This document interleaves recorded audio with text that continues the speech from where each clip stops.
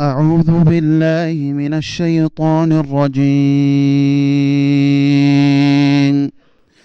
أفمن يعلم أنما أنزل إليك من ربك الحق كمن هو أعمى إنما يتذكر أولو الألباب الذين يوفون بعهد الله ولا ينقضون الميثاق والذين يصلون ما أمر الله به أن يوصل ويخشون ربهم ويخافون سوء الحساب والذين صبروا ابتغاء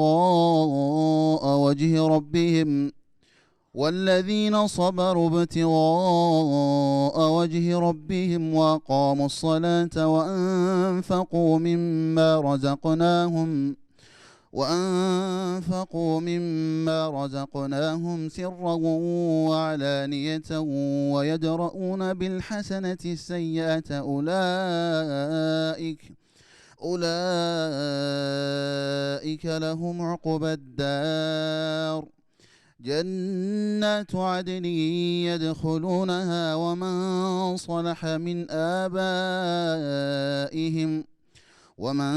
صلح من آبائهم وأزواجهم وذرياتهم والملائكة يدخلون عليهم من كل باب سلام عليكم بما صبرتم فنعم عقبى الدار والذين ينقضون عهد الله من بعد ميثاقه ويقطعون ما أمر الله به أن يوصل ويفسدون في الأرض أولئك لهم اللعنة ولهم سوء الدار بسم الله والحمد لله والصلاة والسلام على رسول الله ክቡራን አዳማጮችና ተመልካቾች ቀደም ሲል የተጀመረው የሱረቱ ራዕድ ትርጉምና ማብራሪያ አሁንም እንቀጥላለን እና አላህ Subhanahu Wa Ta'ala መጀመሪያ ቆምንበት አያት ላይ ያልተጠቃለሉ ሐሳቦች ስላሉ አላህ Subhanahu Wa Ta'ala የትክክለኛ እምነትና የተሳሳተ አመለካከት ምን ያህል እንግዲህ አስገጋሪና ውስብስብ ነገሮች መሆናቸውን ጠቅሶ የሰው ልጆች ከዚህ ማጥ ለመውጣት ጥንቃቄ ማድረግ እንዳለባቸው አስገንዝቦን ነበር። ነብዩ አለይሂ ሰላቱ ወሰለም ከዚህ ላይ በመነሳት የውመል ቂያማ በሚሆንበት ጊዜ አንድም ካፊር አላህ Subhanahu Wa Ta'ala ለጥያቄ ያቀርበዋል ይላሉ እና የብነ አደም ይለዋል አንተ የአደም ልጅ ሆይ በማለት ይጠይቀዋል እያንዳንዱ ካፊር ሙናፊቅ ማለት ነው እና አሁን አንተ ዱንያ ላይ በእኔ ፍቃድ መመራት አለብህ ብዬ ብነግርህና በመክርህ አልተዋጠልህም አሁን ምን ሊበቃህ ነው በማለት ይጠይቀዋል ይላል እና ዱንያን እንግዲህ ልክ ዓለምን የሞላች ጥሬ ወርቅ አስመስሎ ያሳየዋል እንደ ፊልም ማለት ነው ያንንም ያህል ደግሞ ደርቦ ያሳየዋል ይሄ ሁሉ ንብረት ላንተ ቢሆንልህ ምን ይመስልሃል ይለዋል የለመደ ልማድ እንደሚባለው ያው የገንዘብ ነገር ያሰገስገዋልና ሊደረግልኝ ነው ብሎ ይቋምጣል ማለት ነው በዛ ሁኔታ ላይ ያለ የጀሃነም በር ይከፈታል በሌላ በኩል ማለት ነው ጀሃነም ሰዓት እየፈላ ራሱን በራሱ እየበላ እያጓራ በሚያየው ጊዜ ይሰቀጥጠዋል እና ያንን ቅድም ያሳየውን ንብረት ሁሉ ሰጥቼህ እስከ ንብረትህ ወደ ጀሃነም ብትወርድ ይሻልሃል ወይስ ይሄን ሁሉ ንብረት ቤዛ ከፍለህ ተጀሃነም ብትዲን በማለት አማራጭ ሰጠዋል ይላል ይሄ ጊዜ ምንም ሳያቅማማ ያን ሁሉ ገንዘብ ያ ሁሉ ይቅርብኝና ብቻ ከዚህ ሲኦል እንዲድን አድርገኝ በማለት ይማጸናል የዛ ጊዜ አላህ Subhanahu Wa Ta'ala ይሳለቅበታል ማለት ነው እና በዱንያ ላይ አንተ ለሐቅ ነገር አንድ ነገር አውጣ በምትባልበት ጊዜ እንዲህ በቀላሉ የምትበገር አልነበርክም የገንዘብ ነገር በጣም ያንገበግብህ ነበር ዛሬስ ምን ቸር አደረገህ ይለዋል ይሄን ሁሉ ንብረት እንደው በአንድ ጊዜ ምንም ሳትከራከርና ሳታንገራግር እንኳን ይቅርብኝ ትላለህ እንዴ ይሄን ቸርነት ከየት አመጣኸው ይለዋል በዱንያ ግን ምንም ነገር የዲካም የሌለው ብዙ ዋጋ የማያስከፍል ቀላል ነገር ብጠይቅህ እምቢ ብለኸኝ እድሜ ልክን ሁሉ ሳባብልህ ኑሬ እምቢ ብለህ ቀርተህ ነበር ዛሬ ግን በቀላሉ ይሄን እንዴት ልትስማማ ቻልክ ይለዋል ማለት ነው ረስቷል እሱ በዱንያ የጠየከኝና እምቢ ያልኩህ ምንድነው ይላል ማለት ነው። በዱንያማ አመርቱከ አላ ቱሽሪከ ቢሸያን ፈአበይተ ኢለ ሽርክ በዱንያ ላይ እያለ በእኔ በጌታ አታጋራ፣ ማንኛውንም ነገር ይጠቅመኛል ይጎዳኛል ብለህ አትመካ፣ በእኔ ብቻ ተማመንና ተመካ ብልህ የለም ታላጋራው በስተቀር ብለህ ሙጭኝ ብለህ በሽርክ ተጨማልቀህ መጣህ። አሁን ግን በዛ በሽርክ ያተረፍከው ቅጣት በገሃድ ተገልጦ ሲታይህ አላህ Subhanahu Wa Ta'ala እንደማይለቅህ ያወቅ አሁን ይሄን ሁሉ ቤዛ ከፍሌ ልዲያን ማለትህ ለምን ይለዋል ማለት ነው። ስለዚህ በዱንያ እንግዲህ አንድ ስሙን ሳያወጣ ላኢላሃ ኢላላህን ብሎ በቀጥታ በዛቱም በስሜቱም በሁሉም ቀጥ ብሎ ቢመጣ ኑሮ ያ ሁሉ ቤዛ ሳያስፈልግ ጀነተል ፊርደውስ የሱ ነበረች ማለት ነው። ያንን በማለቱ ግን አሁን ዓለምን የሞላ ወርቅ እንኳን ከፍዬ ልዲያን ቢል ተቀባይነት የማያገኝ መሆኑን ገለጹ ማለት ነው። ስለዚህ እንግዲህ አያቱም ሆነ ሐዲሱ የሚያመለክተው የኩፍርና የሽርክ አደገኝነት የተውሂድ ደግሞ አስፈላጊነት ምን ያህል እንደሆነ ነው በቀላሉ የሚያሳየን ማለት ነው። ስለዚህ አሁን እኛ በህይወት በጤንነት እያለን ይሄድ እንዲላለንና አሁን ቀደም ሲል ያጠፋንና ያከፋነውን ያጓደልነውን ነገር አስተካክለን ትክክለኛዋንና ንጹህ የሆነችውን ተውሂድ ነክሰን ለመሄድ መጣር ያስፈልገናል ማለት ነው። ያ ካልሆነ ግን እያንዳንዳችን የሚጠብቀን ይህ እንደሚሆን ነው። እና እንግዲህ ሐቅ ሲመጣለት በቀላሉ የተቀበለና የተከተለ እንዲሁም ደግሞ የካደና ያስተባበለ የለገመው ሰው ምሳሌያቸው ምን እንደሚመስል በሚቀጥሉት አያቶች ደግሞ ይገልጣቸዋል ማለት ነው። አፈመን ያዕለሙ አነማ ኡንዚለ ኢለይከ ሚን ረቢከል ሐቅ ይላል። ወደ አንተ ከጌታ በኩል የተላከልህ ቁርአን ትክክለኛ የመዳኛ መንገድ ነው ብሎ ጠንቅቆ ያወቀና የተረዳ የሆነው ሰው ይላል ከአቢ በክርና ዑመር ወሳኢር የኹለፋ ወሰሃበቲ አጅመዒን ረዲየላሁ ዐንሁም። እንግዲህ አላህ ነብይ ተልከው ሲመጡና ቁርአንን ሲያነቡና ሲያቀርቡላቸው በቅን ልቦና የጌታችን መልእክት እንኳን የመጣልን ብለው ልባቸውን ደረታቸውን ከፍተው የተቀበሉና የተከተሉት የሆኑት ይላል። ከመን ሁወ አዕማ አይኑ እንደታወረው ሰው ነው ይመስልሃልን ይላል። ከአቢ ጀህሊን ወአቢ ለሃብ ማለት ነው። እና አቡ ጀህልና እና አቡ ለሃብ ያው ቤተሰብ ነበሩ፣ እንደ ሌሎቹ የነብዩ ጎረቤቶች ዘመዶች ነበሩ ማለት ነው። እና ኢስላም በሚመጣ ጊዜ ለሁለት ተገመሰ አንድ ህብረተሰብ ማለት ነው። አላህ የወፈቃቸው ልክ በነብዩ አማካይነት ይሄ ሐቅ ሲመጣ ወዳውኑ ሳያቅማሙ አይናቸውን ሳያሹ ተልባቸውን ከፍተው ተቀበሉና ተከተሉት ማለት ነው። ሌሎቹ ደግሞ ተደናበሩ፣ አይናቸውን ጨፈኑ ብርሃኑን ላለማየት ማለት ነው። እነዚህ ሁለት ቡድኖች እኩል ናቸው ትላላችሁን ይላል አላህ Subhanahu Wa Ta'ala። ከመን ሁወ አዕማ አይኑ እንደታወረው ማለት የህሊና አይኑ እንደተዘጋበት ማለት ነው። ኢነማ የተዘከሩ ኡሉል አልባብ የነዚህን የሁለት ቡድኖች ልዩነት ጠንቅቆ የሚረዳው የጤናማ አእምሮ ባለቤት የሆነው ብቻ ነው ይላል ማለት ነው። እንግዲህ አእምሮው ጤናማ ያልሆነ ሰው እነዚህ ነገሮችን በደንብ አይረዳቸውም። ግን ንጹህ ህሊና ያለው ሰው አላህ Subhanahu Wa Ta'ala የላከውን ብርሃን የተቀበለና የተከተለው ከተደናበረውና አይኑን ተጨፈነው የተለየ ነው ብሎ ሊያቅና ሊረዳልኝ የሚችለው ጥሩ ልቦና ያለው ሰው ነው ይላል አላህ Subhanahu Wa Ta'ala። ስለዚህ ይህንን ምሳሌ ተረርታችሁ ከየትኛው ቡድን እንደምትሆኑ ራሳችሁን በራሳችሁ እድላችሁን መወሰን አለባችሁ ማለቱ ነው። እነማ የተዘከሩ ኡሉል አልባብ ማለት ኡሉል ዑቁል ሰሊማ ከልግመትና ከክህደት ተመልቲነት የጠዱና የጸዱ የሆኑት ልቦች ናቸው ይህን ምሳሌ ተረርተው በትክክል የሚሻለውን ቡድን ለመሆን የሚሞክሩት ማለት ነው። ሌሎቹ መግሹሽ የሆኑት ተላላዎቹና ሽንግሎቹ ግን ኩፍርንና ሽርክን ጊዜያዊ ደስታና ጭፈራን መርጠው ወደዛ ሰይጣን ጋራ ነው የሚወግኑት ማለት ነው። ይህንን መረዳት አለባችሁ። አለዚነ ዩፉነ ቢአህዲላህ እና እነዚህ ኡሉል አልባብ የተባሉት የጤናማ አእምሮ ባለቤት የምንላቸው ይላል አላህ እነዚያ ናቸው። ዩፉነ ቢአህዲላህ በጌታቸው ቃል ኪዳን የሚሞሉ የሆኑት ለጌታቸው የገቡትን ቃል ኪዳን አክብረው በሚገባ አደራቸውን ለመወጣት የሚሞክሩ የሆኑት ናቸው የጤናማ አእምሮ ባለቤት የምላቸው ይላል ማለት ነው። እና ወፋ ቢአህዲላህ አህዱላህ ማለት ምን ማለት ነው? አላህ Subhanahu Wa Ta'ala ለእያንዳንዱ ሰው ቃል አስገብቶታል ማለት ነው። አንደኛ ተፈጥሯዊ ቃል ኪዳን አለ። ሁለተኛ ደግሞ ሸርዓዊ የቃል ኪዳን አለ ማለት ነው። ሁለቱንም ያከበሩና የሞሉ ናቸው ኡሉል አልባብ ሊባሉ የሚችሉት። እና ተፈጥሯዊ ቃል ኪዳን የሚባለው አንድ ሰው ሐዋሳትን አላህ ሰጥቶታል፣ ተዛም በላይ አቅልን ሰጥቶታል።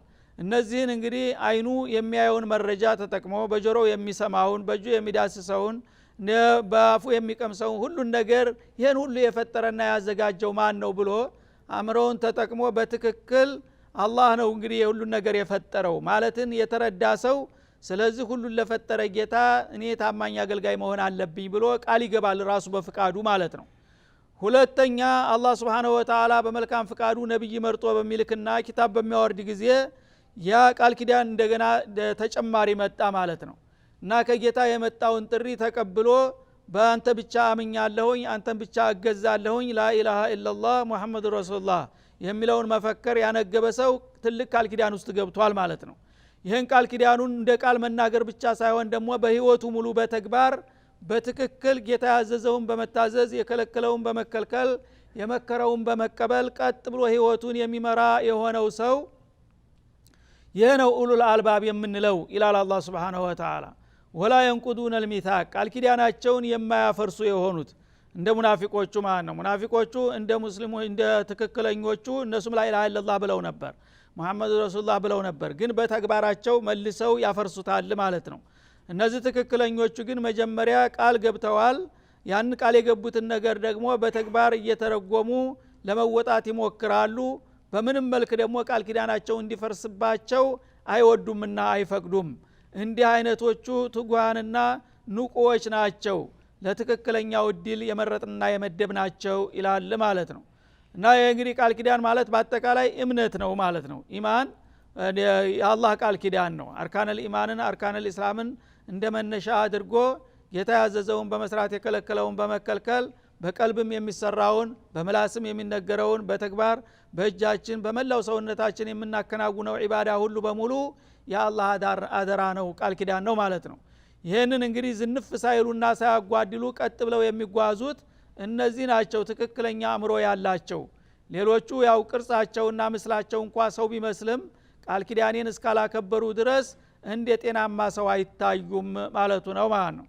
ወለዚነ የሲሉነ ማ አመረ አላሁ ቢሂ አዩሰል እንደገና ደግሞ አላህ Subhanahu Wa Ta'ala እንዲቀጠል ወይም እንዲከበር ያዘዘውን ነገር ጠንቅቀው የሚያከብሩና የሚቀጥሉ ናቸው ይላል።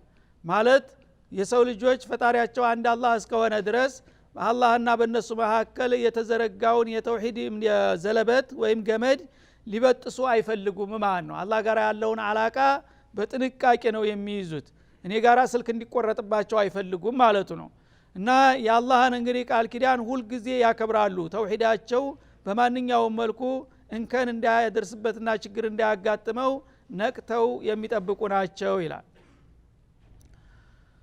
የሲሉነ ማ አመረ አላህ ቢሂ ማለት አላህ ያዘዘውን ነገር ሁሉ በህይወታቸው ሙሉ ወዕቡድ ረበከ ሐታ የእቲየከል የቂን ባለው መርሆ መሰረት ቀጥ ብለው ሰለቸኝ ደከመኝ ሳይሉ የሚቀጥሉ ናቸው እንጂ እንደ ረመዳን ሰጋጅ አንድ ሰሞን መስጂድና ሸሪዓ አጣቦ ዘወር የሚሉ አይሆኑም ማለቱ ነው። ወየኽሸውነ ረበሁም እና የሚችሉትን ሁሉ እያደረጉ ከመጥፎ ሁሉ እየራቁና እየተጠነቀቁ ደግሞ በዛውም ላይ ጌታቸውን ከልብ የሚፈሩ ናቸው ይላል ማለት ነው። እየሰሩ ይፈራሉ ማለት ነው። እና የአላህ ወዳጆች እንደዚህ ናቸው። ባላቅማቸው ሁሉ ጌታ ያዘዛቸውን ይታዘዛሉ፣ ይሰራሉ፣ የከለከላቸውን ይከለከላሉ፣ የመከራቸውን ይቀበላሉ።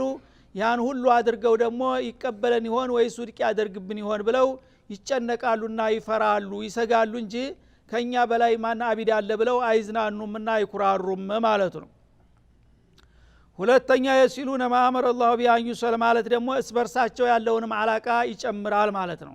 ለምሳሌ የዝምድና ሀረግ አንድ ሰው ወላጆችን ወቢልዋልዴን ኢህሳነን እንደሚለው በየቦታው ደጋግሞ ከአላህ ሐቅ ቀጥሎ የወላጆች ሐቅ ነው የሚመጣው ማለት ነው። የወላጆችን ሐቅ በሚገባ አክብሮ አቅሙ በፈቀደ ቁጥር እነሱን አስደስቶ እነሱን ከሚያስቀይምና ከሚያስቆጣ ነገር ሁሉ የራቀ የሆነ እንደሆነ ይህም ደግሞ ሁለተኛ ሲላ የሚባለው ይሄ ነው ማለት ነው። ከዛ ደግሞ ወአቲ ዘል ቁርባ ሐቀው እንደሚለው የዝምድና ባለቤት የሆኑት ሁሉ ህቁቆች አላቸው።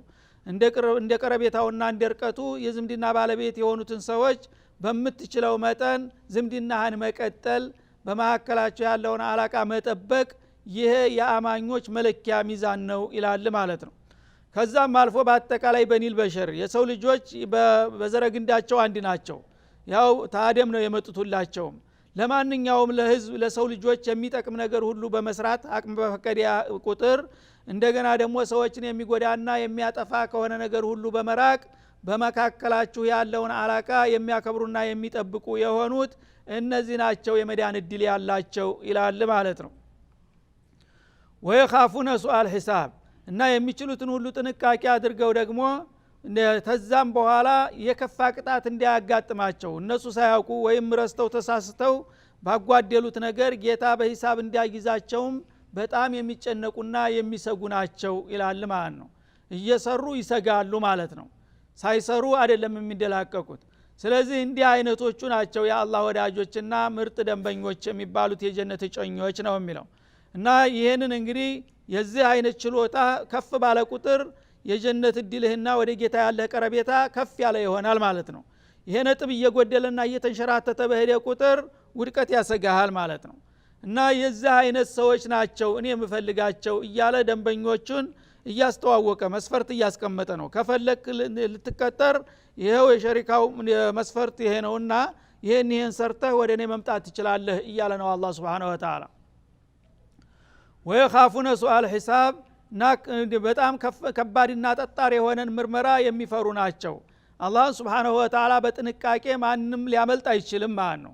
ሰው ግን የሚችለውን ያህል ታደረገና ከተጠነቀቀ ከዛ በኋላ በተረፈ ጌታ ይቅር በለኝ አለበለዚያ አንተ ልትቀጣኝ ከፈለክ ልትተሳሰበኝ ከፈለክ እኔ አንተን በሂሳብ ልወጣህ አልችልም ብሎ የሚፈራና የሚሰጋ ከሆነ ግድ የለም የሚችለውን ካደረክ የተረፈውን እኔ ይቅር ብያለሁኝ ብዬ ያስተካክላለሁኝ ነው የሚለው ማለት ነው።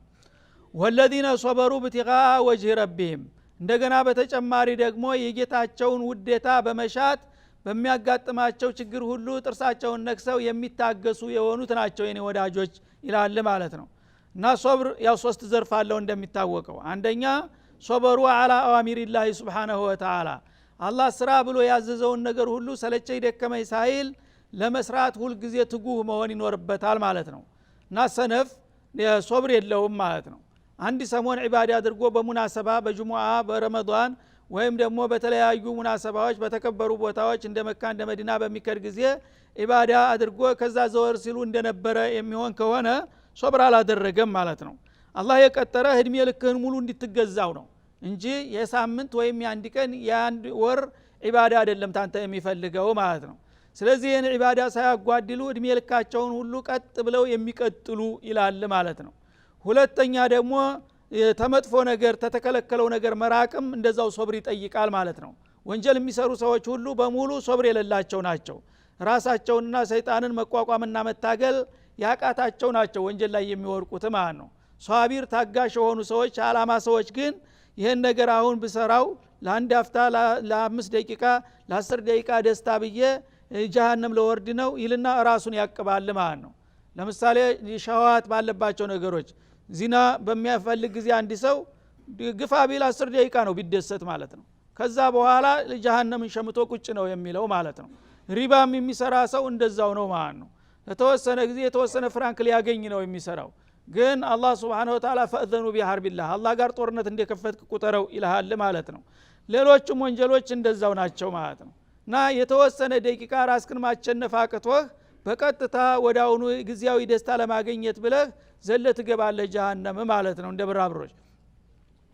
እና ያንን እንግዲህ ለጊዜው እንኳን የተብለጨለጩ የሚጋብዙ ደስ የሚሉ ነገር ቢሆኑ አላህ የጠላቸውና የከለከላቸው ነገሮች በቃ ይቅርብኝ ነፍስያ ታያታሳስችኝ ብሎ የሚዳኝና የሚቆጣጠር ከሆነ ያ ነው ሷቢር ማለት የጀነት ጮኛ ማለቱ ነው። እና ይሄንንም ስታረግ ደግሞ ወጅሃ ረቢህም የጌታቸውን ውዴታ ወይም የጌታቸውን ፊት በመሻት ይላል። ዛሬ ያው በትእዛዙ ተመርቼ ነገ ጀነት ውስጥ ጌታዬን ማየት እፈልጋለሁ በጥሩ ሁኔታ ጌታ እንዲቀበለኝ የሚለውን አላማ ጥሎ ነው የሚያደርገው ማለት ነው። ዝም ብሎ አይደለም። እንደዚህ የሚያደርጉ የሆኑ ሰዎች ናቸው የጀነት ደንበኞችና ከጀሃነም ሊያመልጡና ሊድኑ የሚችሉት ይላል ማለት ነው። ወአቃሙ ሶላት ተዒባዳዎች መካከል የሶብር ሶስተኛው ዘርፍ አልጨረስንም። ሶስተኛው ዘርፍ ደግሞ አሶብር አለል አቅዳሪል ሙእሊማ በጣም አሳማሚና ሰቅጣጭ በሆኑ ክስተቶች ላይ የሚታገሱ የሆኑት ናቸው የአላህ ወዳጆችና የጀነት እጮኞች ይላል። ማለት አንድ ሰው በዚህ በዱንያ ላይ በሚኖርበት ጊዜ ሁል ጊዜ ለችግርና ለመከራ የተጋለጠ ነው። የሰው ልጅ የፈለገውን ያህል ቢሆን በዱንያ ላይ ሁል ጊዜ ሞልቶና ደልቶት ተደስቶት ሊኖር አይችልም ማለት ነው። አንድ ቀን ደስታለው ብዙ ቀናቶች ደግሞ በመከራና በሀዘን ላይ ነው የሚያሳልፈው ማለት ነው። ስለዚህ እነዚህ መከራዎች በህይወትህ ላይ ይመጣሉ፣ በጤንነትህ ላይ ይመጣሉ፣ በገንዘብህ ላይ ይመጣሉ፣ በቤተሰብህ ላይ ይመጣሉ፣ በመብትህ ላይ ይመጣሉ፣ በክብርህ በሞራልህ ላይ ይመጣሉ። የተለያዩ ነገሮች እንቅፋቶች በአንተ ላይ ይፈራረቃሉ፣ ይፈታተኑሃል ማለት ነው። እነዚህ የተለያዩ ነገሮች አንድ ቀን ታመማለህ፣ አንድ ቀን አደጋ ያጋጥመሃል፣ አንድ ቀን ኪሳራ ይመጣብሃል።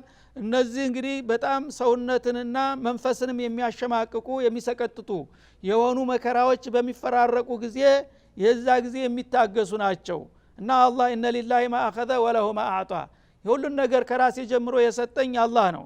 ስለዚህ የገዛ ንብረቱን ቢወስድ ቢያመጣ እኔ ምን አገባኝ፣ ሲያመጣው አልহামዱሊላህ ሲወስደው ደግሞ ሶብር ሊላህ ነው እንጂ መበሳጨት የለብኝም የሚሉ ናቸው ማለት ነው።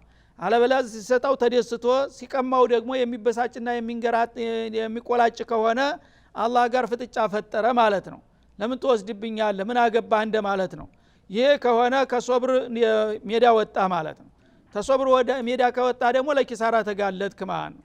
እና እነዚህን አይነት የሶብር እና የትዕግስት መስኮች የሚወጣ የሆነ ነው የጀነት ጮኛ ሊሆን የሚችለው ይላል ማለት ነው።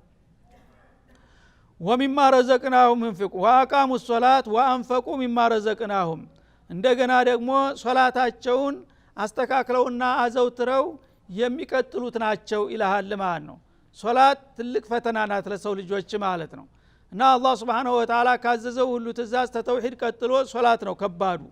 ሶላት እንግዲህ በቀን 5 ጊዜ ነው የሚፈትነው ኢማንህን ማለት ነው። እና ሶላትህን መጀመሪያ ወቅቱን አክብረህ አላህ በመደበው ሰዓት እንደገና ደግሞ ስርዓቱን አሟልተህ ቅድመ ሁኔታውን ሹሩጥ ሶላት የሚባሉትን አስተካክለህ እንደገና አርካኖችን ከገባ በኋላ ደግሞ ማዕዘናት ዋና መሰረታዊ ነጥቦችን እንዳይጓደሉብህ አሟልተህ ከዛም አልፎ ደግሞ ዋጅባትን ጠብቀህ የቀጠልክ እንደሆነ ያለ ማቋረጥ ይሄ ነው የትክክለኛው ሙእሚኖች መለኪያ መስፈርት ነው የሚለው ማለት ነው። ወአንፈቁ ሚማ ረዘቅናሁም ከዛም ደግሞ በተጨማሪ እኛ ከሰጠናቸው ሲሳይ የሚቸሩና የሚለግሱ የሚመጸውቱ የሆኑት ናቸው ይላል ማለት ነው። እና እንግዲህ ሶላት ምንም ብታሳምረውና ብታስተካክለው በራስ ዙሪያ ነው፣ ራስክን ብቻ ነው የሚጠቅመው እንጂ አንተ ሶላት ስለሰገድክ ማንንም ልትጠቅም አትችልም ማለት ነው። ግን ማህበራዊ ጉዳይም ደግሞ ለወገን የሚጠቅመውን ነገር እንደገና ጨመረበት ማለት ነው። ሶላት አስተካክሎ መስገድም ብቻ ለነጃት ወሳኝነት የለውም፣ እሱ እርግጥ መሰረታዊ ነገር ነው። ከዛ በኋላ ደግሞ ኢንፋቅ ፊ ሰቢልላህ አስፈላጊ ነው ማለት ነው። ወአንፈቁ ሚማ ረዘቅናሁም እኛ ከሰጠናቸው ሲሳይ የሚቸሩና የሚለግሱ የሆኑ ናቸው ይላል ማለት ነው። እና እንዳንሰስት ነው ንብረቱ የኛ ነው፣ እኛ ከሰጠናችሁ ንብረት የገዛ ንብረቴን ሰጥቼ ብዙ ሰጥቻችሁ ትንሽ ነገር እንደ ለናሙና ያህል እንድትሰጡ ነው የጠየቅኳቸው ይላል።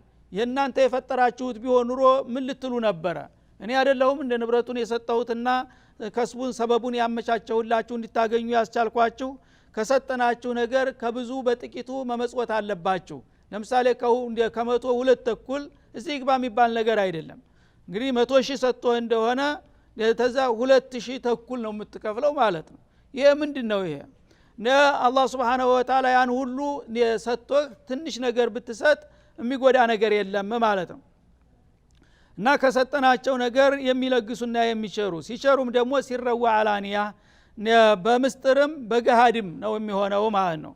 በምስጥር መስጠት በሚያስፈልግ ጊዜ በኢኽላስ ማንም ሳያይህ ደብቀህ ትሰጣለህ ማለት ነው፣ በአንተና በጌታ መካከል ለመገናኘት ማለት ነው። አንዳንድ ጊዜ ደግሞ ምሳሌ ሆነህ ሌሎችን ለማበረታታና ለማስተባበር በሚፈለግበት ጊዜ በገሃድ በይፋ በአደባባይ ትሰጣለህ ማለት ነው። ገሌ ሀጂ ገሌ ስንት ሰጡ ሲባል ሞራል ይቀሰቅሳል ማለት ነው። እሳቸው 100,000 ሰጡ ለዚህ መሽሩዕ ከተባለ ሌላው ቢያንስ እንኳን 5,000 ልስጥ ይላል መካከለኛው ማለት ነው። እንደዛ እንዲሆን በምስጥር በሚያስፈልግ ጊዜ በምስጥር በገሃድ በሚያስፈልግበት ጊዜ በገሃድ ጌታ ከሰጣቸው ጸጋ የሚቸሩና የሚለግሱ ናቸው ይላል። ወየድረኡነ ቢልሐሰነት ሰይአ በአጠቃላይም በመልካም ስራ መጥፎን የሚገፈትሩ ናቸው ይላል። እና አንድ ነገር ሰው መጥፎ የዋለባቸው እንደሆነ በመጥፎው መጥፎ ምላሽ አይሰጡም። ትግስት አድርገው እንደገና መጥፎ ለተናገረ መልካም መልስ ይሰጡታል። በደል ለፈጸመ እንደገና የሚያስደስት ሀዲያ ይሰጡታል። እንደዚህ የሚያደርጉ ናቸው የኔ ወዳጆች ይላል ማለት ነው። በተለይ ይቺ በጣም ፈታኝ ናት። ሰው ለበደለው ሰው መጥፎ መልካም ነገር መስጠት ትልቅ ጎበዝ ትፈልጋለች ማለት ነው። ኡላኢከ ለሁም ዑቅበት ዳር እና እንዲህ አይነቶቹ በመጨረሻይቱ ዘላለማዊ አገር ያማረና የተዋበ እድል ያላቸው እነዚህ አይነቶቹ ብቻ ናቸው ይላል አላህ Subhanahu Wa Ta'ala። ስለዚህ እንግዲህ እነዚህን ለመሆን የሚፈልግ ሰው መስፈርቱን ማሟላት ነው ያለበት ማለት ነው። በምኞት ሊሆን አይችልም። ስለዚህ አላህ Subhanahu Wa Ta'ala የፈጠረውን ያዘጋጀውን መስተንግዶ እያስተዋወቀ ነው። ደንበኞቹ ደግሞ ምን ማሟላት እንዳለባቸው መስፈርቱን እየደረደረ ነው። ይሄንን ካደረክ ማንንም ሰው ቀጥራለሁ፣ ጥቁሩንም ነጩንም አፍሪካውንም ፈረንጁንም ሁሉም እኩል ነው እኛ ዘንዳ፣ ዋናው መስፈርቱን ማሟላት ብቻ ነው ያለበት እያለ ነው ማለት ነው። ስለዚህ አሁንም ሐለቃው እየተጠቃለለ ስለሆነ በሚቀጥለው ሐለቃ ደግሞ የተረፈውን ለማጠቃለል እንሞክራለን። ወሰለላሁ ዐለ ነብይ ወአሊሂ ወሰህቢሂ ወኢላ ሊቃኢና